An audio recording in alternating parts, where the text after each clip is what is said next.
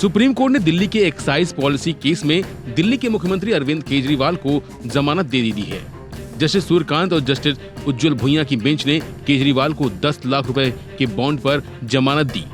Bell के साथ कई शर्तें भी लगाई हैं। केजरीवाल ना तो दफ्तर जाएंगे और ना ही किसी फाइल पर दस्तखत कर सकेंगे। सुप्रीम कोर्ट की बेंच ने केजरीवाल की गिरफ्तारी को वैध ठहराया, लेकिन सीबीआई की कार्यशैली पर बड़ा सवाल खड़ा किया है। लोगों के मन में सवाल होता है कि पिछले 177 दिनों से केजरीवाल को जिस दिन का इंतजार था, आखिर उनकी जिंदगी में वो दिन लाने वाले जज कौन हैं, जिन्होंने एक ही पल में आम आदमी पार्टी और केजरीवाल के चाहने वालों के चेहरों पर मुस्कान ला दी।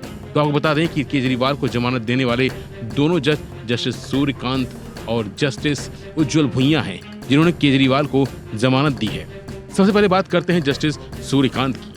10 फरवरी 1962 को हरियाणा के हिसार में जन्मे जस्टिस सूर्यकांत ने हिसार के गवर्नमेंट कॉलेज से ग्रेजुएशन की पढ़ाई की। इसके बाद साल 1984 में महर्षि दयानंद यूनिवर्सिटी से लॉ की डिग्री हासिल की।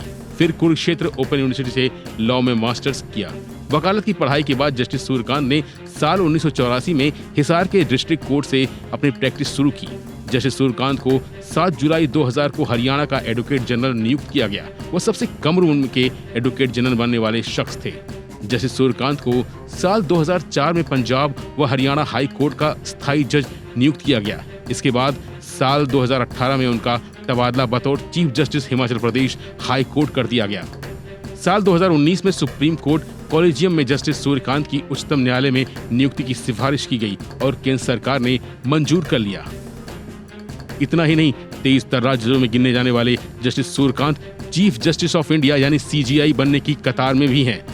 अगर वरिष्ठता के सिद्धांत यानी सीनियरिटी प्रिंसिपल का पालन किया गया तो वह 24 दिसंबर 2025 को चीफ जस्टिस ऑफ इंडिया बनेंगे।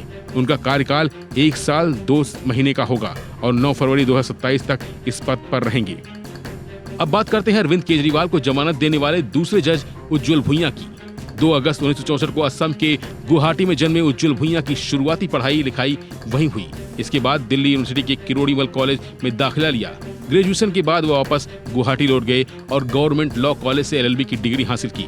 जस्टिस उज्जवल भुइयां ने 1991 में बतौर एडवोकेट प्रैक्टिस शुरू की। लंबे वक्त तक गुवाहाटी हाई कोर्ट में प्रैक्टिस करते रहे। टैक्सेशन से जुड़े मामलों में तमाम मुकदमे जीते और यही वजह रही कि जस्टिस उज्जवल भुइयां टैक्स से जुड़े कानूनों में महारथी माने जाते हैं। गुवाहाटी हाई कोर्ट ने 6 सितंबर 2010 को उन्हें सीनियर एडवोकेट नियुक्त किया। इसके बाद 21 जुलाई 2011 को उन्हें असम का एडवोकेट जनरल नियुक्त किया गया। 3 अक्टूबर 2019 को उनका तबादला बॉम्बे हाई कोर्ट में कर दिया गया।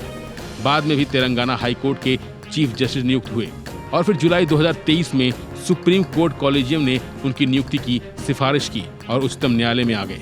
फिलहाल के बस इतना ही। बाकी अपडेट भी बने रहिए वन इंडिया हिंदी के साथ।